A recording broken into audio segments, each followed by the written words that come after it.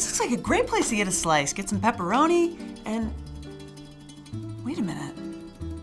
This is exactly the kind of joint that somebody gets whacked in every gangster movie ever. Oh my God.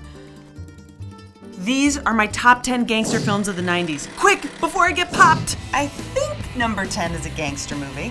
I've had to watch Lock, Stock, and Two Smoking Barrels several times so I can understand what these limey bastards are saying. I've been shot. Can everyone stop getting shot? It's worth it though, because this movie brought us a ton of firsts.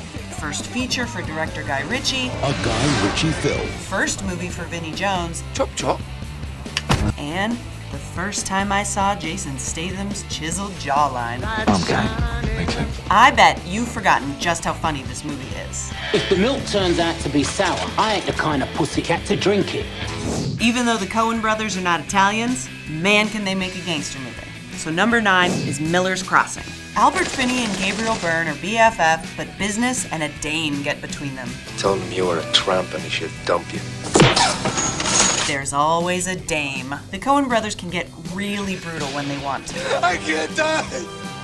I'm in the woods like a dumb animal. Sometimes they go too far. Won't someone please think of the chandeliers? Number 8 is the movie that brought gangstas to the Library of Congress because this movie has been preserved as a national treasure. Boyz in the Hood is John Singleton's first movie. Heard you like Mr. GQ Smooth now. And it shows how tough life is when the people sworn to protect you only reflect how much the rest of the world doesn't even care you exist. Something wrong?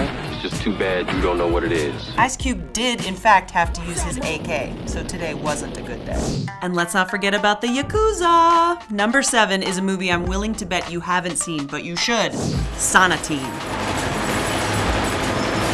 Beat Takeshi is super famous in Japan, not for his badassery, but for being a stand-up comic. Although, there is nothing funny about this movie. He plays Murakawa, who's sent by his boss on a peacekeeping mission, but he knows something is up. There's a scene in this movie where he ends up in a shootout in an elevator.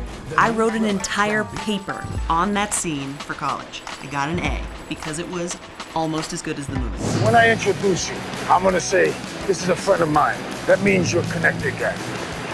Now, if I said instead, this is a friend of ours, that would mean you were a made guy. A capisci? This next movie is a friend of yours. Mine.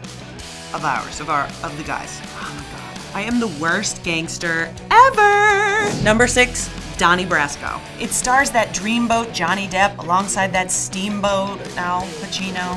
I told you I was a bad gangster, you guys. It's all about an FBI agent who gets too deep inside. In our thing, you go in alive, you come out dead, and it's your best friend that does it. Being a gangster is a lot like making YouTube videos. Hey, Don. Yeah. Let's take a walk. Pack your sparkly tube top, baby. We're heading to Vegas. Because number 5 is Casino. I mostly love this movie because Sharon Stone is an insane person. I will go to the police. I am not protecting you anymore. De Niro in pastel suits, working for the mob, skimming money off the top of their casino earnings can only lead to one thing: more pastel suits. I have never forgotten some of the images from this movie. It's aged better than Ralph Macchio, who looks great.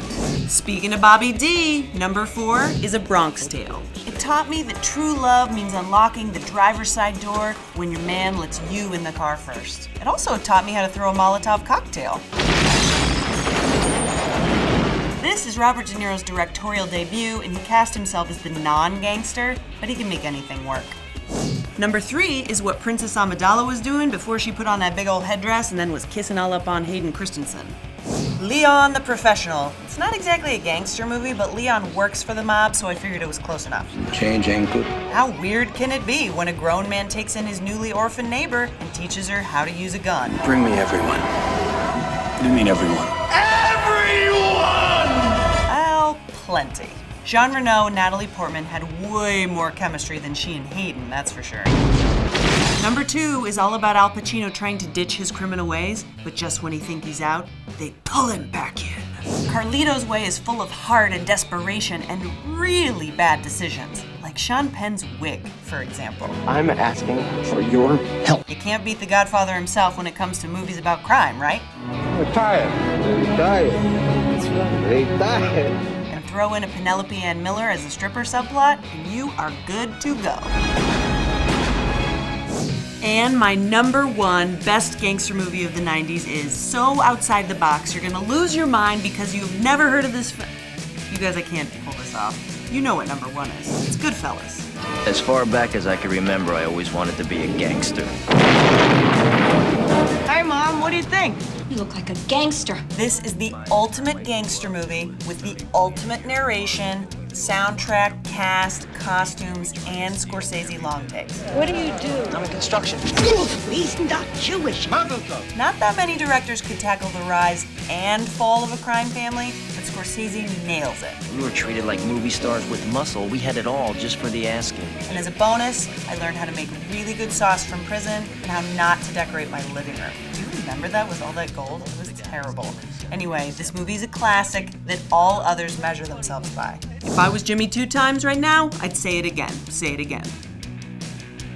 That's it, the top 10 best gangster films of the 90s, and oh my God, I forgot my Blue Heaven. God, can we start over?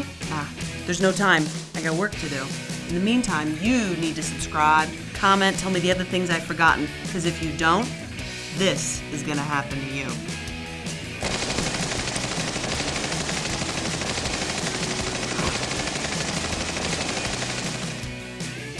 Get your film fix.